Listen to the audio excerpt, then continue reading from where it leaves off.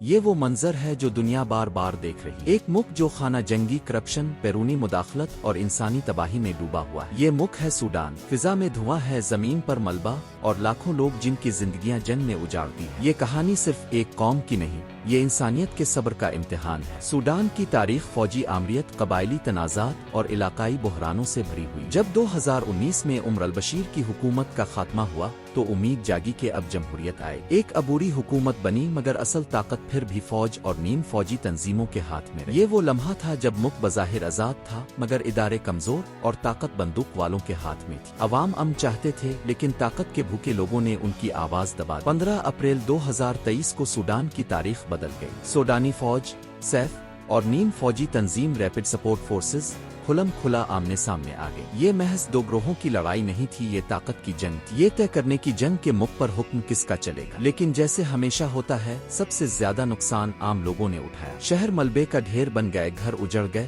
اور سڑکوں پر صرف چیخیں باقی رہ گئیں۔ ایک طرف ہے سوڈانی آرمی، سیف، جو ریاستی فوج ہے، اپنے آپ کو ملک کی واحد قانونی طاقت سمجھتی ہے۔ دوسری طرف ہے ریپڈ سپورٹ فورس، جو ماضی کی مشہور جنجود ملیشیا سے جنم لینے والی ایک طاقتور نیم فوجی تنظیم ہے کہ لڑک کے دارفور کے علاقوں سے آئے، وہ لوگ جنہوں نے برسوں سے مقامی آبادیوں پر ظلم ہے۔ اس جنگ میں صرف یہی دو فریق نہیں، بیرونی طاقتیں، ہتھیار بیچنے والے ممالک اور علاقائی حکومتیں سب کسی نہ کسی صورت میں ملوث ہیں۔ کچھ نے دولت دی، کچھ نے ہتھیار اور کچھ نے خاموش حمایت۔ دارفور کے قبائل اور نسلی گروہوں کے درمیان پرانے زخم بھی ایک بار پھر ہرے ہو گئے۔ یوں یہ جنگ محض سیاسی نہیں رہی، یہ نسلی، علاقائی اور معاشی جنگ بن گئی۔ اب سوال یہ ہے کہ اس جنگ کا اصل بوجھ کس نے اٹھایا؟ جواب سیدھا ہے، عام انسان نے۔ بازار، اسپتال، گھر، سب تباہ۔ گولہ باری، ڈرون حملے اور ہوائی بمباری روز کا معمول۔ 1 فروری 2025 کو صرف ایک دن میں الفام درمان مارکیٹ پر حملے میں کم از کم 56 بے گناہ لوگ مارے گئے۔ دارفور کے شہر الفشر میں ایک اسپتال پر حملے نے 460 مریضوں، ڈاکٹروں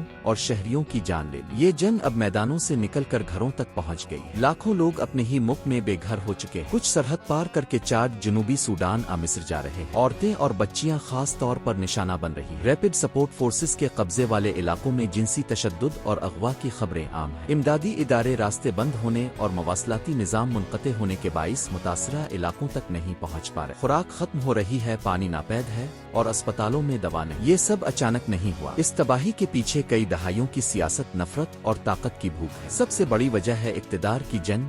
فوج اور دونوں یہ طے نہیں کر پا رہے کہ اقتدار کس کے ہاتھ میں۔ دوسری وجہ ہے ریاستی اداروں کا زوال، عدلیہ، پولیس اور حکومت سب کمزور ہو چکے، قانون ختم، انصاف غائب اور طاقتوروں کے لیے کوئی حد باقی نہیں رہی۔ تیسری وجہ ہے نسلی اور قبائلی تقسیم، دارفور اور کردفان کے علاقوں میں پرانی دشمنیاں ایک بار پھر بھڑک اٹھی ہیں۔ چوتھی وجہ ہے غیر ملکی مداخلت، کئی ممالک نے اپنے مفادات کے لیے اس جنگ کو ایندھن دیا، کسی نے ہتھیار دیے، کسی نے رقم۔ اور آخری مگر سب سے اہم وجہ، معاشی تباہی، کھیت ویران، بازار خالی، بچے بھوکے۔ اب ہر کوئی زندہ رہنے کے لیے جدوجہد کر رہا ہے۔ سوڈان کی آگ اب اس کے سرحدوں تک محدود نہیں رہی، یہ شعلے پورے افریقہ کے سینے میں پھیل رہے۔ پناہ گزینوں کے قافلے چاڈ، جنوبی سوڈان اور مصر کی طرف بہ رہے۔ ان ممالک کے وسائل پہلے ہی محدود ہیں، اب ان پر لاکھوں پناہ گزینوں کا بوجھ۔ غیر قانونی ہتھیاروں کی اسمگلنگ اور منشیات کی تجارت بھی بڑھ گئی۔ پورے خطے کی سلامتی خطرے میں ہے۔ دنیا دیکھ رہی ہے، مگر عمل کم ہے۔ ایمنسٹی انٹرنیشنل نے سوڈان کو دنیا کا سب سے بڑا انسانی بحران